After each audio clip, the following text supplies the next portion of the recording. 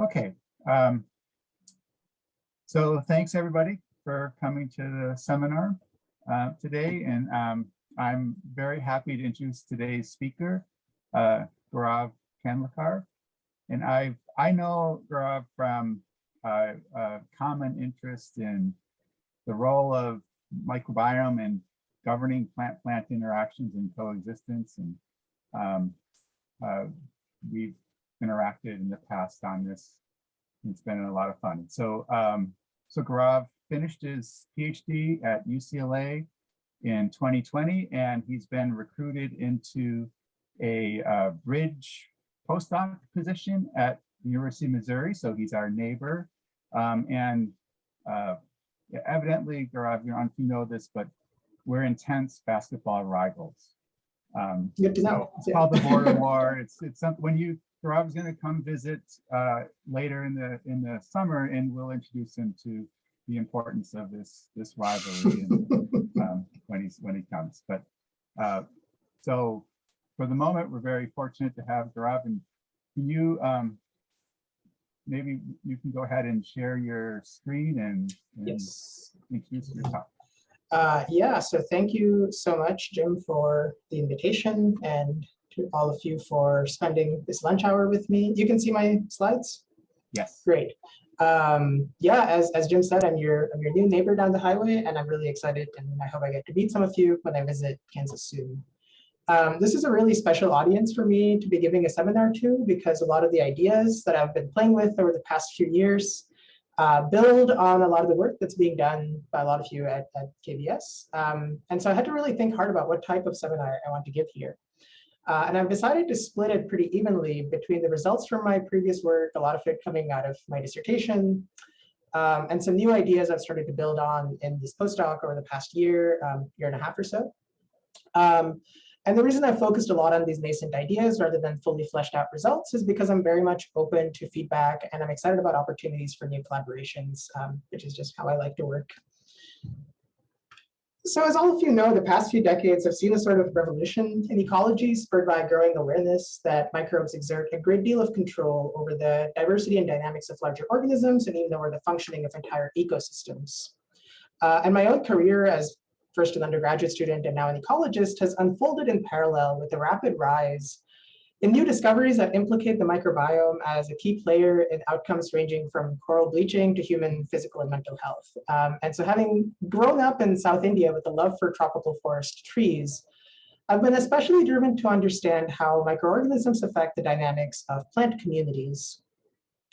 Of course, plants are entangled in a wide variety of interactions with soil microorganisms, including pathogens and mutualists that can directly alter plant growth, decomposers that control nutrient cycling and thereby indirectly alter plant dynamics, and a range of other pathways. And these interactions play out in all sorts of settings, both natural and agricultural. On the left is a picture of a tropical forest in Borneo. And even though South and Southeast Asian forests can be among the most species-rich plant communities on Earth, there's often these patches of forests, like the one pictured here, where a lot of the diversity is coming from just one plant family called the Dipterocarpaceae. And this puzzle has kind of intrigued tropical ecologists for a long time. And many hypotheses around why these patches of monodominant forests arise is that basically many hypotheses attribute this phenomenon to the interactions that these trees have with ectomycorrhizal fungi in the soil. Plant microbe interactions are also important in agricultural settings. There's a picture here of intercropping of flax and soybean, and such designs are common now because they sustain higher yield in the short term and healthier soils in the long term. And a lot of that is attributed to the symbiotic relationship between soybean and nitrogen-fixing soil bacteria and other fungi. My work on these plant microbe interactions is motivated by two broad goals, really. The first is to explain patterns of diversity in nature, and especially to explore if interpreting patterns through the lens of microbial interactions changes our understanding of what's happening. And the second goal is to predict how natural systems respond to perturbations, given that global change is really one of the defining challenges for our times. In today's talk, I'll present 3 efforts towards these goals. In the first section, I'll present some of my work over the past few years that really builds on Jim's work and others to evaluate how soil microbes, separately from all the other processes going on in nature, control species coexistence. In the second section, I'll turn to some new and ongoing work on evaluating the implications of plant-microbe interactions under global change. And I'll finish with some ideas about whether and how we can build a mechanistic understanding of plant-microbe interactions on the basis of plant functional traits that capture important ecophysiological characteristics of plants. So we can get started with the first section. And at the beginning of the talk, I mentioned that plants interact with microbes in a variety of contexts, including as pathogens, mutualists, and others. And this can lead to considerable complexity, which poses a challenge towards understanding how these interactions shape coexistence. But in the 1990s, Jim and colleagues developed a really elegant and what has turned out to be an influential mathematical framework that can help quantify a lot of what microbes do for plant interactions. And Jim, I hope I do justice to the models, and feel free to interrupt me and correct me if needed. But this is a really elegant framework that abstracts the potential complexity of these interactions into relatively simple systems with 2 plant species. And the assumption is that as these 2 species grow, distinct microbial communities develop in their root-associated soils. Some of these microbes may assemble because there are mutualists that are actively recruited by plant hosts. There may also be a buildup of pathogenic or otherwise harmful microbes in the soil, though. Regardless of the mechanism exactly by which these microbial communities assemble, we refer to this process as each plant species cultivating distinct soil communities from some baseline. And going forward, the microbial community of plant 1 will be called community A, and community B denotes plant 2's soil community. The model also accounts for the fact that these cultivated communities can have distinct effects on the performance of different plant hosts. The vertical arrows going up represent the effects of a microbial community on the cultivating plant, and the diagonal arrows represent their effects on plant competitors. And I won't go into the full equations of the model here, but there's just a few key terms that I'll explain. The terms M1A and M1B describe the effects of microbial community A or B, respectively, on plant 1. And these can be operationalized as the growth of plant 1 with a given microbial community A or B, minus its growth in some uncultivated or baseline reference soil. And there are similar terms M2A and M2B that capture the effect of the cultivated communities on plant species 2.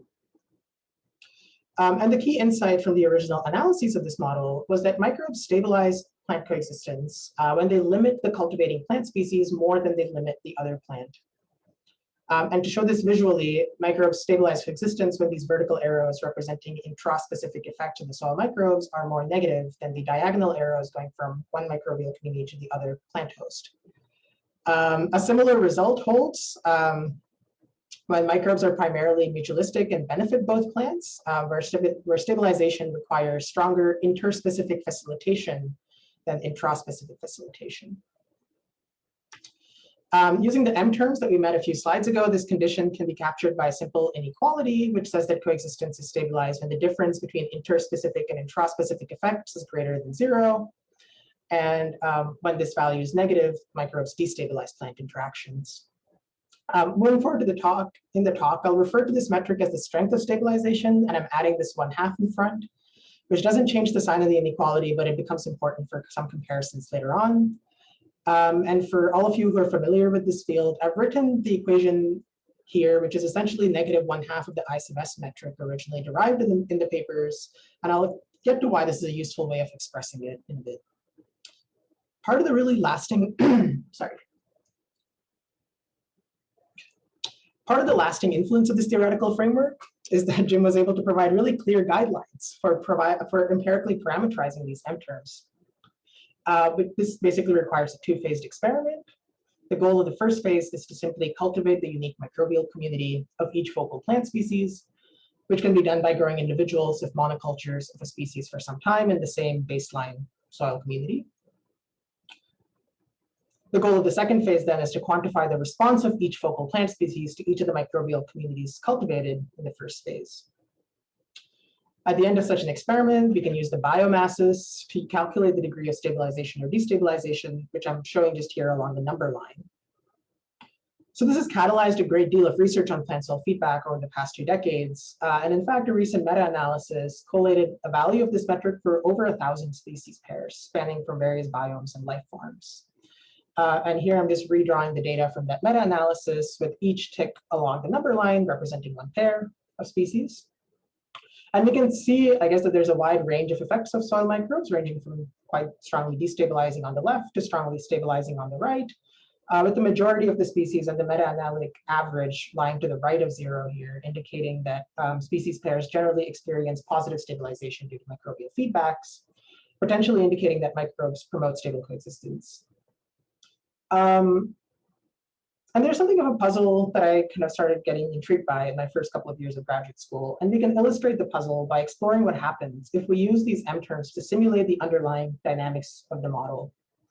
And so instead of looking at all species pairs simultaneously, let's just consider 2 pairs of species, both of which again experience positive stabilizing effects, and they're therefore to the right of 0 on this number line. And now let's say we work with one of the species pair here and plug its parameters into the original models to simulate the frequency over time of each species. We might see something like this with frequency along the y-axis and time on the x-axis. And we notice that the 2 species have this sort of fluctuating coexistence, where anytime a species starts declining in abundance, or sorry, declining in frequency, its decline gets buffered and it starts rising shortly thereafter. And this kind of dynamic ensures that neither species can go extinct. But if we consider a different pair and run its simulation, you might see something like this, where one species, in this case, the one represented with the solid pink line, excludes the other in the long term. Similarly, if you look to what happens when microbes destabilize plant interactions, we see something kind of weird happening. In this case, we never get coexistence, which is as expected, but the dynamics are still a bit different between these 2 pairs. In one of these pairs, we see what are called priority effects. Whichever species happens to be more abundant at the beginning ends up winning out in the long term. But in the other pair, we see the solid pink species again winning out regardless of how rare or abundant it was at the beginning of the simulations. So now this puzzle is actually fairly easily resolved in the original articulation of this model in 1997, where the authors made it clear that stabilization results in coexistence only when the equilibrium that's actually being stabilized is an internal equilibrium, where the frequency of both species in the system is between 0 and 1. But in the 2 decades or so of plant cell feedback work since the original articulation of this model, there's also been a lot of advances in modern coexistence theory that approach this question of coexistence from a slightly different perspective. Rather than focusing on the stability of equilibria, modern coexistence theory, as articulated by Peter Chesson, focuses on the ability of species to increase when rare, essentially, as the kind of key ingredient for stable coexistence. And so more specifically, the modern coexistence theory insight is that coexistence occurs when the strength of stabilization in any system overcomes the strength of any competitive imbalances, which are called fitness differences in the literature. And so I did my PhD in a lab that was working a lot with these modern coexistence theory ideas, and I became curious about whether we can use these insights from modern coexistence theory to think about how microbially mediated stabilization and fitness differences work in plant cell feedback models. To pursue these questions, I ended up starting a new collaboration with Dr. Jonathan Levine and with his postdoc, Chris Johnson, who have worked on mutualisms and competition in modern coexistence theory and other contexts. So the question that we really wanted to focus on was, can recasting coexistence outcomes in terms of stabilization and fitness differences help us understand that puzzle of when some trajectories lead to coexistence and some don't? And we knew that there's this really nice metric that was commonly used for quantifying stabilization. And our first goal was to see if we can derive a similar metric that captures the fitness difference in these models. And this took some doing, basically just many weeks at a whiteboard trying to understand what Peter Chesson is saying in all of his papers for the past 2 or 3 decades. But ultimately, the expression turns out to be quite intuitive, which is nice. We could show that the average fitness difference between the 2 species in this simple model can be expressed simply as the difference in the average sensitivity of each plant species to the soil microbes, irrespective of which plant is actually doing the cultivation process. And so visually, this means that the fitness difference is fundamentally comparing the magnitude of all arrows pointing from soil communities to plant 1 to the magnitude of all arrows pointing from the soil community to plant 2. And we can show that we can think of this fitness difference as a sort of second axis of differentiation, which along with stabilization jointly determines whether a pair of species coexists in this model. And so when microbes stabilize interactions, they favor coexistence, or they result in coexistence really, when the strength of stabilization exceeds that of the fitness difference. That means that if we do an experiment and derive these terms and find that a species pair lands in this green triangle, their dynamics result in that sort of fluctuating coexistence that I had illustrated earlier. And that if a species pair happens to fall in the upper triangle, that one species excludes the other in the underlying models, despite the microbial stabilization that exists. And I won't show the trajectories here, but there's a similarly better understanding of outcomes when microbes destabilize interactions, with the outcomes either being priority effects or competitive exclusion, depending on the balance of destabilization there and fitness differences. Once we derived this metric, we also thought about what information we'd need to quantify it empirically. And so recall that in the second phase of the classic experimental design, each plant is simply grown with microbial communities cultivated in the first phase by conspecific or heterospecific plants. And we realized that quantifying the fitness difference requires an additional treatment here in the second phase. Specifically, what we need is some sort of baseline growth in uncultivated soil communities that we started the whole experiment off with. This is a pretty minor addition to the experimental design, but it gives us a much more complete picture to quantify these metrics that in modern coexistence theory help us get a picture of species coexistence. And so at the conclusion of such an experiment, we might end up with a data set like this, with the 2 species here on the y-axis and the above ground biomass they achieve at the end of phase 2 along the x-axis. The stabilizing effect is fundamentally about comparing the growth here in the orange versus gray circles, which is the growth in conspecific versus heterospecific circles. And we notice here that the orange circles are always to the left of the gray, indicating lower growth with conspecific microbes, which means that microbes have a stabilizing effect on plant interactions. And the fitness difference is fundamentally about comparing the growth with cultivated microbial communities relative to growth with the uncultivated communities. And for making that comparison, we see that species 1 is generally very harmed by the cultivated microbes, whereas plant 2 is much less harmed by the cultivated microbes. And so microbes here drive a fitness advantage in favor of the second species. So having shown that fitness differences are an important way that microbial effects on plant coexistence arise in these models, I next wanted to evaluate their importance in nature. And to do so, I conducted an experimental assessment of plant soil feedback in an annual grassland in Southern California, close to where I did my PhD in Los Angeles. And so the experiment focused on plant microbe interactions in a place called Sedgwick Reserve, which is part of the California Floristic Province Biodiversity Hotspot. This area usually experiences cool and wet winters and springs, during which these fields are covered with charismatic plants, as shown here. I was thinking about this slide earlier today, and I usually say cool and wet, but I also might need to adjust what I say. This trend is changing a lot. This week, there have been many 90-plus-degree days in early April, and I'm really not sure how these communities are coping with these extreme heat events. Anyway, that's an aside. Another aside before I describe my studies, I want to acknowledge the Chumash peoples, who are the traditional land caretakers of this area and who continue to live in this valley. I think it's important for us as ecologists to acknowledge the difficult history of the places that we work in. And so in that spirit, I want to mention that this reserve lies between what were once the 2 largest Chumash villages in this valley, which are called Stokstanokmu, which was to the north, and Kalawashak, which was to the south. And the citizens were forcibly removed from these villages to the missions in Santa Barbara in the mid-1800s. And so even though I have experienced this landscape in its current form as the scientific reserve, it's really important for me to remember that this has come at a great cost to everyone who was displaced and to their descendants. And so it's with that context that I'm sharing with you my work in this region. And if anyone wants to talk about how ecology can confront and move forward from these legacies, I'd love to do so when we meet, or maybe after the talk. So these grassland communities are incredibly species rich, and I decided to study plant microbe interactions among 15 pairs of annual plants from these grasslands. And working with seeds and soil I collected out in the reserve, I conducted a greenhouse experiment following the design that I'd laid out in the previous section. And in doing this work, I was really lucky to have help from 3 amazing undergrad students, Jonathan Shi, Anmol Taliwal, and Xin-Yi Yan. And the experiment that we conducted lasted about 6 months between both phases, and we measured microbial effects on biomass of about 700 individual plants. In the first phase of the experiment, we grew replicate monocultures to cultivate soil microbes, and we then used that soil in the second phase to grow plants and measure their biomass. We could then calculate the stabilization and fitness difference metrics.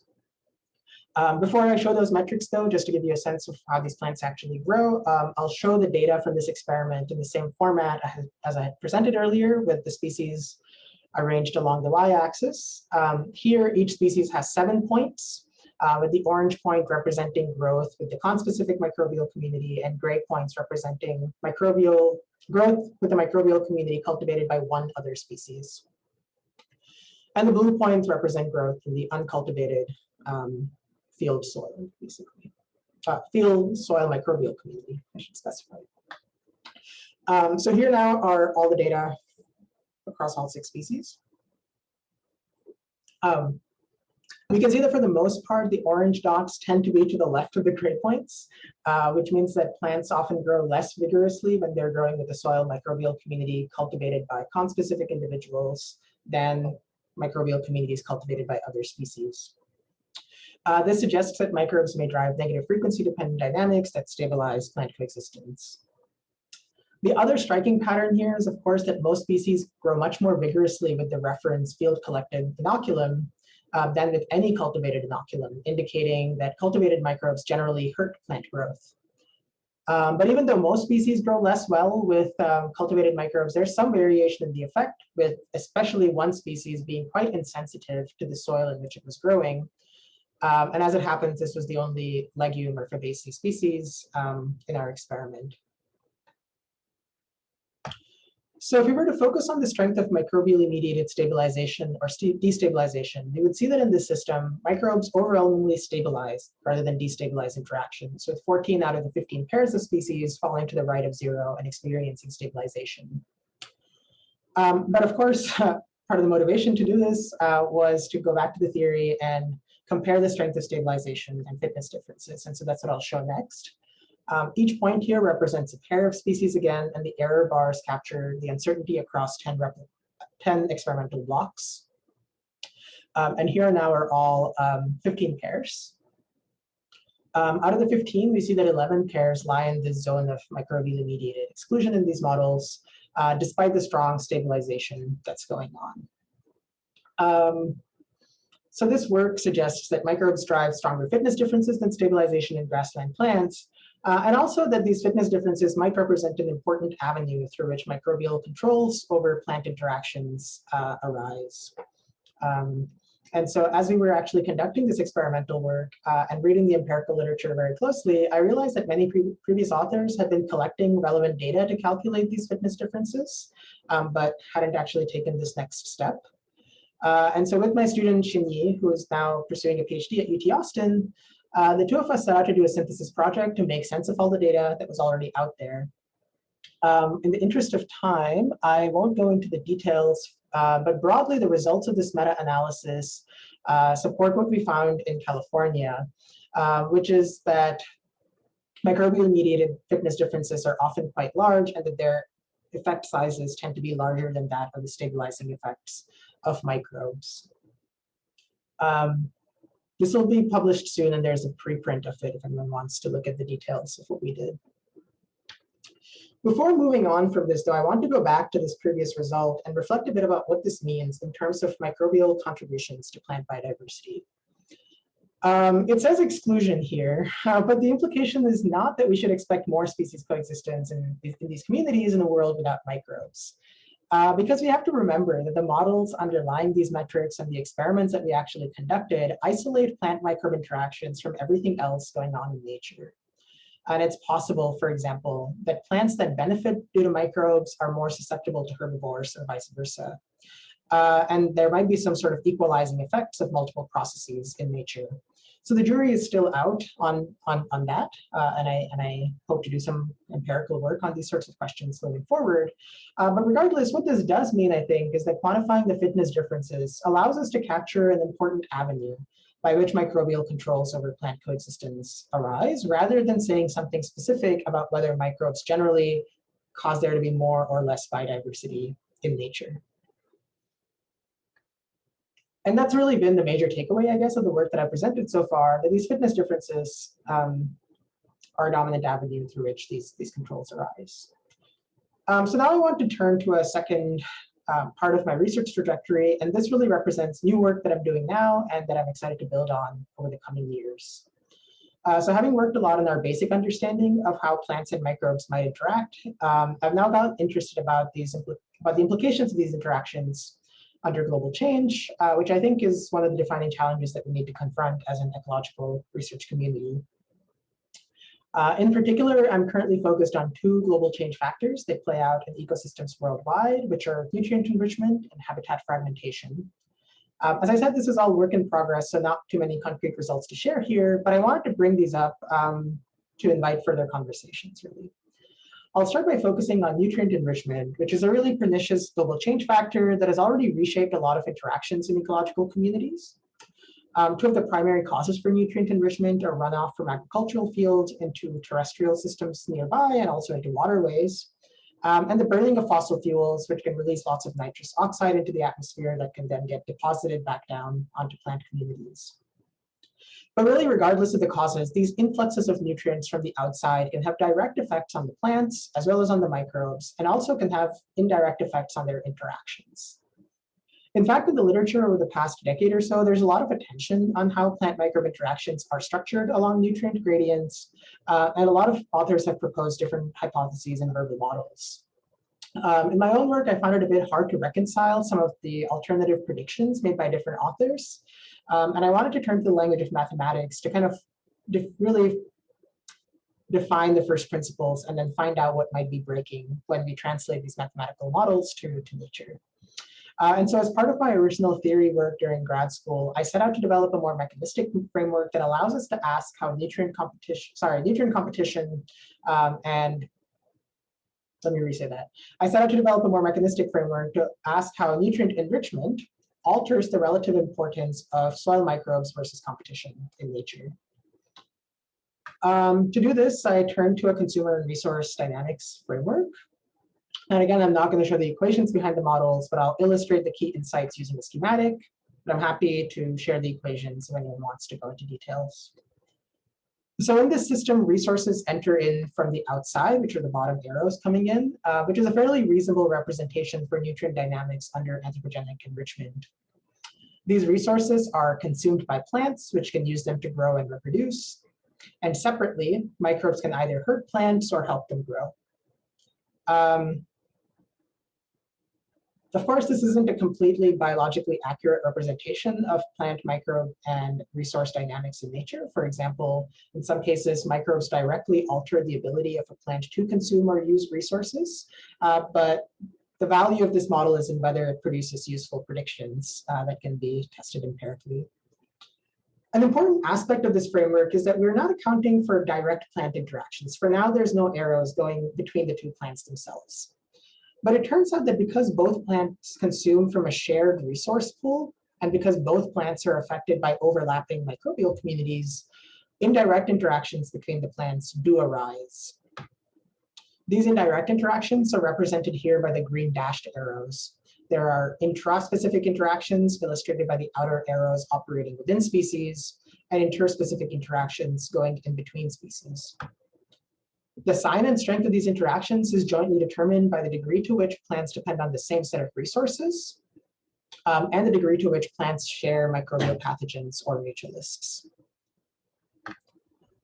This framework allows us to ask the critical question, to what extent do the resources alone or microbes alone drive the overall strength of these plant interactions? And perhaps more to the point, how does the relative balance of these two processes shift with resource input rates into the system? To answer this question, instead of showing how each of these four green arrows is separately affected by the resources and microbes, I'm instead going to show the results using a measure of niche overlap, which is calculated as a combination of the four green arrows. You can think of it as a composite metric that captures how each species interacts with itself and with the competitor. And I'll show the results of this analysis in this context. On the x-axis is the rate of nutrient inputs into the system, how fast do resources come in essentially. And on the y-axis is that composite measure of niche overlap. Low values here mean that there's weak interactions between species, and large values mean that there's strong interactions between species. In this analysis, we've fixed the microbial interactions and the resource competitive interactions across the nutrient gradient. This means that the niche overlap that would exist between the plants if they were competing in a world without microbes is represented by the thin horizontal line at the bottom. And the niche overlap that would just exist if the plants were interacting only via microbes in a world where they somehow spontaneously consumed and used resources is represented by the thin line at the top. And then the key question becomes really, in the real world, or at least in the simplified world of this model, what is the realized strength of niche overlap between these two species? And as a sort of baseline or null hypothesis, we might expect that the realized strength is equal to some sort of average strength mediated by the two processes. So maybe some sort of horizontal line across the middle. And this intuition is kind of along the right lines, but I think the details are a lot more interesting, which is that the two processes separately do set the bounds on the niche overlap, but that there's this sort of nonlinear transition, with the niche overlap being primarily mediated by resources at low values of the resource input rate, and with microbial effects dominating at high values of the resource input rate. At least qualitatively, this type of result is consistent with reports in the literature of when people have found plant cell feedbacks to be important drivers of plant community dynamics in field settings. And so I did this analysis as part of my original work on plant cell feedback theory. And moving forward, I'm excited to return to this question because I think there's a lot of conceptual richness and also a lot of opportunities for important empirical applications. I'm currently working through some potential systems to do this work in, including prairie systems here in the Midwest, where years of agriculture has changed the kind of resource levels in different types of soil. And I think it would be a nice way to ask this question of when and where and how microbes are important drivers of what we observe in natural communities. If anyone has any thoughts on potential ways to get at this problem, I've found the exact design of these experiments to be kind of mind-boggling. I'd love to have that conversation afterwards, but still, again, very much a work in progress moving forward. The second global change factor that I've been focusing on is to evaluate plant microbe interactions under habitat fragmentation. As a brief overview, we're basically asking whether the abiotic changes associated with fragmentation, namely higher light and lower soil moisture at edges of habitats than in habitat interiors, reshape the biotic interactions that occur between plants and soil microbial communities. I'm conducting this work in collaboration with Meghna Krishnadas, who is a professor of forest ecology based in India, in a city called Hyderabad in India, which is actually the city I grew up in. So it's really nice to have some connections back to home. Meghna has set up a network of experimental forest plots in a fragmented forest landscape in the Indian state of Karnataka, which is part of the Western Ghats biodiversity hotspot region. And we're excited to use this as an opportunity to extend these questions of plant microbe interactions to the Western Ghats, which is really poorly represented in most ecological literature, and including in the world of plant microbe interactions. So with Meghna's student, Vinayak Saini, we're developing a set of observational studies and experiments to quantify microbially mediated plant coexistence at edge and interior habitats, using in situ field experiments and observations. And so we're just getting started with this work, with the first goal, I guess, being to do metabarcode sequencing of bacterial and fungal communities in the soil, just to get a baseline of how these communities shift from the edge to the interior. And subsequent chapters in Vinayak's PhD will focus on conducting experiments using the types of designs that are common in plant cell feedback studies to get a sense of how these interactions change due to the abiotic conditions associated with fragmentation. So in summary, from this part of my research trajectory, the goal over the next few years for me is really to take a lot of the fundamental insights that the field has been developing and start using them to improve our understanding and management of global change impacts on plant communities. And so I have a third section here on the potential importance of functional traits for understanding plant-microbe interactions. I'm just going to check the time to think about how much to spend on this. I'll give a brief overview just to allow people to leave whenever they need to, but I'm happy to go into more details if anyone wants to stick around. So I'll explain first why I think there's value or need in evaluating functional traits and bringing those into the study of plant-microbe interactions. A lot of the work that I've shown so far on these interactions has been conducted with empirically tractable grassland species, primarily in North America and Europe, with much less done in forests, and especially in species-rich tropical forests that inspire a lot of questions about biodiversity maintenance and ecology. And so, that balance of work is for a good reason, which is that it's often very difficult logistically to do such work in tropical settings. And when we do, it's focusing only on a handful of species from among hundreds that might exist in the community. And so there might be bias in the species we pick, even if we do such experimental work in many of these communities. And so this poses considerable challenges towards a generalizable understanding of how these interactions play out in nature. And I think that interpreting these effects on the basis of functional traits might offer a good path forward. Functional traits are basically readily measured plant characteristics that convey, in some cases very imperfectly convey, but at least do convey something about the ecological strategy of different plant species. For example, at a global scale, plants with high specific leaf area tend to dominate in environments that are characterized by more benign abiotic conditions, while stressful conditions are dominated by plants with lower specific leaf area and other resource conservative traits. And there's this general sense in plant ecology that evaluating patterns of trait turnover in nature can give us insights into the processes that structure ecological communities. Of course, trait-based functional ecology has been a major mode for inquiry for decades, but the application of these traits to community-level questions was especially catalyzed by two landmark reviews in the mid-2000s, which really set the scene for how the field has unfolded since.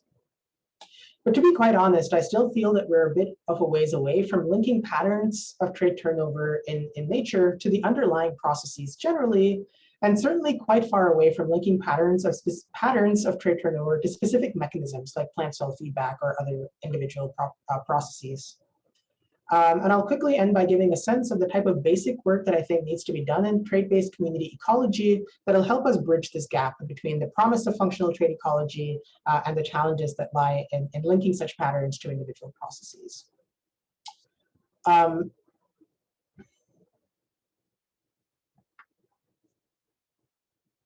Let's see. Let me just quickly think about how to do this. So one of the most common patterns in trait-based functional ecology that people report from across ecosystems is this pattern that there is some sort of trait turnover across environmental gradients, right? We see different types of organisms in different types of environments, even when we're looking at a single community. For example, at Sedgwick Reserve, which is that grassland where I work, when we survey the plant community, even at this fairly small spatial extent, we see this pattern where each red point here represents the average height, the average maximum height of all the species growing at a given soil depth, weighted by the relative abundance of that species. And we see that there's a strong shift. In this case, deeper soils are dominated by plants that can achieve taller maximum heights. There's another example from our study site, which is that there's turnover in specific leaf area, which is the photosynthetic area of the leaf divided by its dry mass. When soils have high calcium to magnesium ratio, they tend to be dominated by plants with higher specific leaf area. So patterns like these are common across communities, but what process exactly gives rise to these patterns remains unclear. And a common assumption is that these processes reflect shifts in trait optima along the gradient. In other words, if we see different types of plants in different places, it must be because those plants do best in those different environments.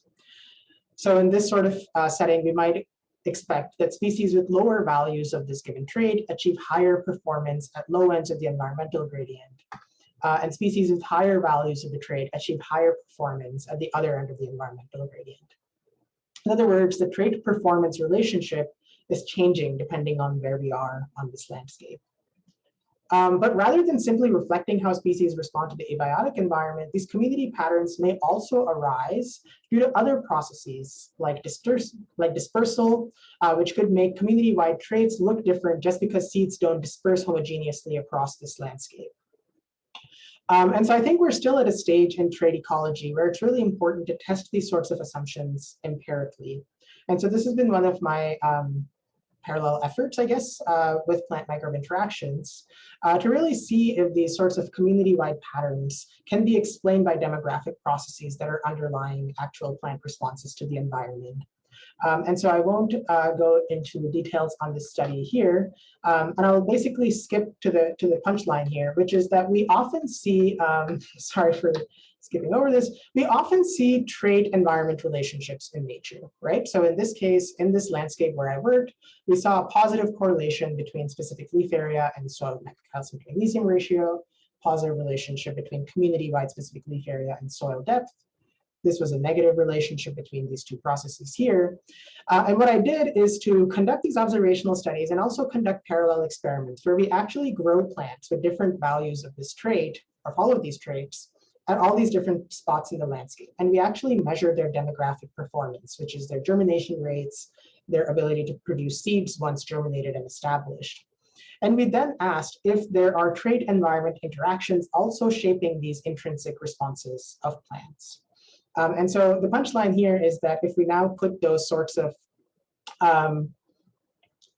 performance indicators on the bottom of these triangles, we see that only about half the times in this case do we see that trait-environment interactions that arise in observational studies also arise in experimental evaluations of whether a plant demography actually shifts along the landscape. Half the times we see trait-environment interactions at the community level, despite there really being a clear signal that plants are responding differently to the same underlying abiotic heterogeneity. How does this arise? It might be, again, because there's trait correlations which are being manifested. It might be because there's other processes like dispersal or maybe competition that is giving rise to the communities that we actually observe.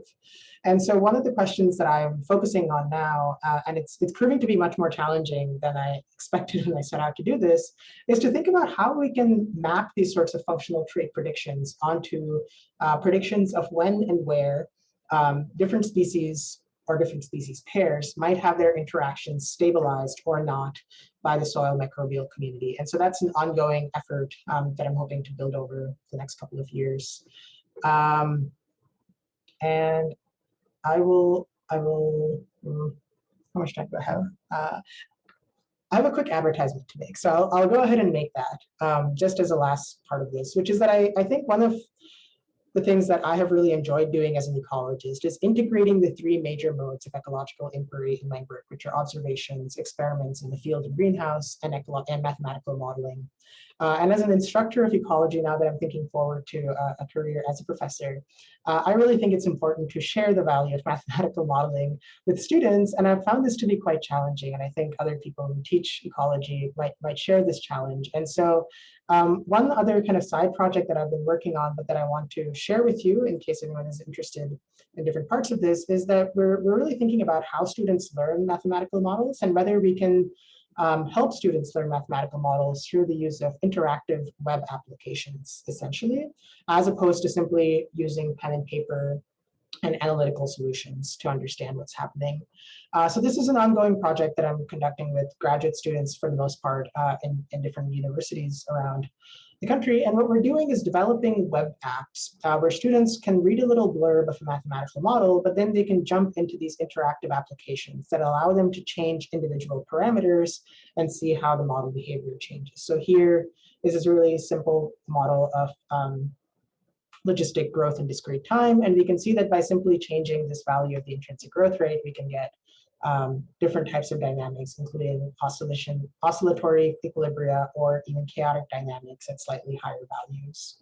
And so we're now extending this work by doing classroom surveys. So over this summer, we're going to start developing worksheets that help students go through these apps and explore different aspects of these models, and pairing those with classroom surveys to start kind of doing some pedagogical research on whether we can help students connect with mathematical models, even though there might be a lot of math anxiety or other math phobia that students come into the room with. So we're hoping for this to become a kind of distributed study that people can be using similar sorts of curricula at different universities, collecting data from their students using small surveys so that we can really make some headway on this. We're also translating these apps into other languages. So far, Spanish, Portuguese, Turkish, and Chinese are the available languages because we really think that it's important to make this sort of knowledge globally accessible and equitable. So I'll end by really giving this overwhelming slide of names of people who have supported me along the way, names of funders who have supported me along the way. But really, I want to thank you for your patience with me as I've gone to the very last minute here, and for inviting me to be with you all. So I'm happy to talk more.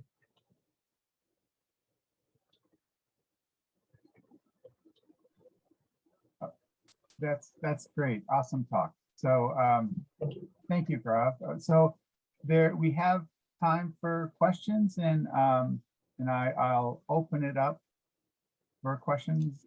Kirsten, can everybody unmute themselves now? Is that true? They should be able to. Awesome. Yeah.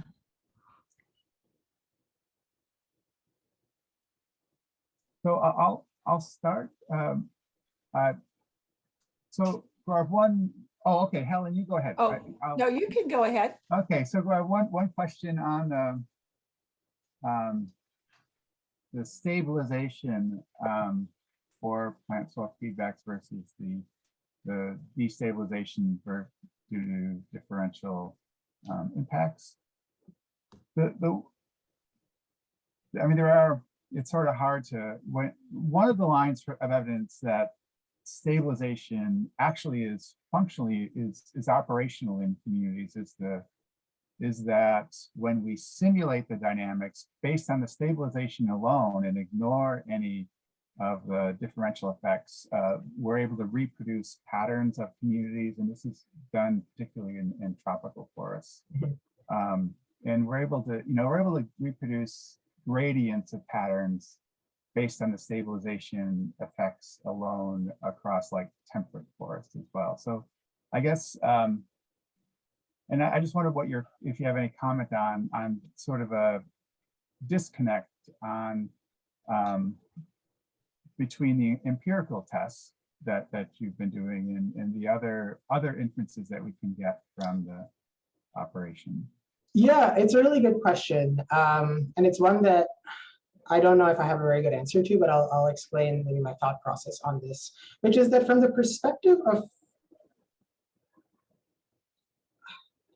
from first principles, it's not clear to me whether we would expect more strongly a species that's on balance, more strongly stabilized to be more or less abundant in nature, in large part because there are these temporal fluctuations. And so depending on when you actually do the community surveys, you might catch a species at its trough or at its peak. And so that's one thing that I have not been quite able to square with the clearly observed patterns, these really strong patterns that arise in the field, linking stabilization to abundances. So Ryan Chisholm and Helen Mueller-Landau had conducted some theoretical work, I think it was in about 2010, where they were working with Lotka-Volterra competition type models, so not necessarily feedback models. And they found that what are equivalent to fitness differences should be better predictors of relative abundances in multi-species types of communities. And so I sometimes have wondered if, because all of these things are correlated, we put the same data into stabilization as we do into calculating fitness differences, really. And so I wouldn't be surprised if we used fitness differences in those sorts of correlations and also found similar relationships. And maybe that's worth doing for the data that is already out there. But yeah, I don't know if that really addresses it, but I agree, it's a really interesting pattern. And if we can explain this really important pattern like relative abundance, which is maybe the first thing that many ecology students learn in some classes, with the strength of stabilization. I mean, that's huge, right? And trying to understand how that comes about would be super fun. Yeah. Ellen? Yeah, I was just had kind of a logistics or practical question with your first part of the talk where you're talking about the uncultivated soil. It just seems like there's lots of different ways one could try to do that, each with possible pitfalls. So I was just curious whether you're resampling soil at the same time of year or how you do that.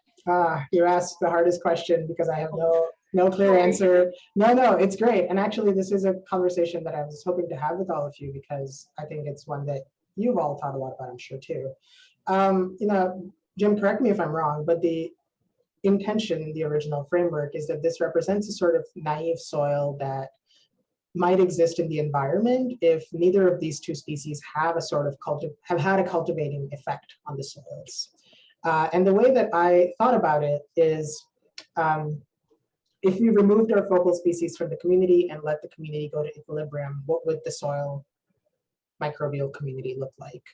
And then we introduced our focal species to that, and now there's some divergence that happens from this equilibrium.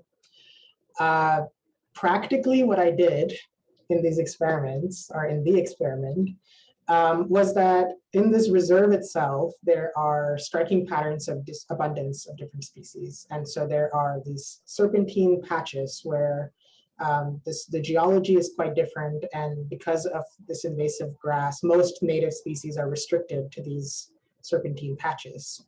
But in the absence of the grasses, they would be all around, right? And so now for a couple of 100 years, maybe, since the introduction of these exotic grasses, the soil communities in those non-serpentine patches has been mostly conditioned by the grass and by the invasive grass, and not by the native species that were part of my experiment.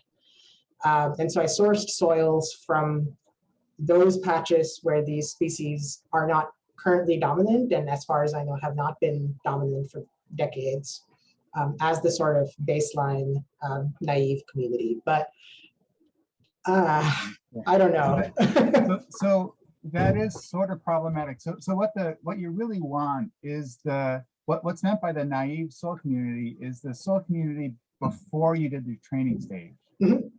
So it really is just the same soil community that you mix to start your feedback. And that's exactly what we did. So we used the same in both. Yes. So it's the same in both cases. Okay. Yeah. And then the problem is, how do you store it in a way that doesn't change, which is a huge problem for microbes. Definitely. What we did is basically keep it cold, but I agree, it's imperfect. Mm-hmm. We have soil samples with DNA extracted, and at some point, if I think it's worth it, I'll go back and sequence those. There is another graduate student who I know is doing this, and I did advise her to sequence things at various steps to see how much things are changing, because I agree that it's uncomfortable to talk about them as the same community 3 months later. Yeah. Awesome.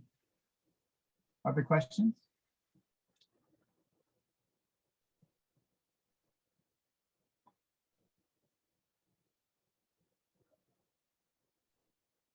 So I'll chime in then. So can you comment more on your plans for working in the prairie system? We have lots of people here who are working on prairie ecology, and so how is that developing? So are you planning to working near Columbia in this? Good question. It's been a hard time to start up a new field project just because I didn't really know what the last calendar year would look like. And so what I've been thinking about is there's a big remnant prairie near the University of Missouri in Columbia. And there's also a lot of restoration efforts happening, including at university-run farms. And a lot of these have been seeded over the past 20 years with various mixes. And in some cases, those restorations are going well. The other cases, they're not going so well. And so there's this nice kind of mosaic of temporal gradients of restoration efforts, was a gradient of how successful restorations are in their actual implementation, and a gradient in what happened before restoration began, right? Or not a gradient, but variation in what happened before restoration began. And so one set of studies that I would like to start soon, with an asterisk on soon because I don't really know what soon means, is to really ask about, I think this untrained or naive soil question is an interesting one, because depending on the content, the microbial content of that community, you can envision different feedbacks developing, right? If that untrained or naive soil has a diverse pool of microbes, including mutualists and pathogens and other types of things, we may get lots of feedbacks of certain types. But if that is a very different pool of microbes that we start the whole conditioning phase with, you can get to a different place, right? And one question I have is whether restorations, or sorry, whatever happens before restorations, changes the soil community in a way that the trajectories that start take us to a different place than the trajectories that start, or trajectories that exist, I guess, in remnant soils. And if I remember right, Rob, you had a talk at ESA last year, which was kind of getting at this question that I found super interesting. Love to hear more about it sometime. We should talk at some point, yes. Yeah, yeah. Angie? Yes, I have perhaps a naive question, but I noticed that your measure for basically success in the plants in your experiments was biomass. Yes. And I'm wondering if any of these microbes are known to increase biomass, but also decrease a plant's ability to reproduce. Really good question. I don't know the answer to that for these species. I will say, so I worked with annual plants entirely in that experiment that I showed.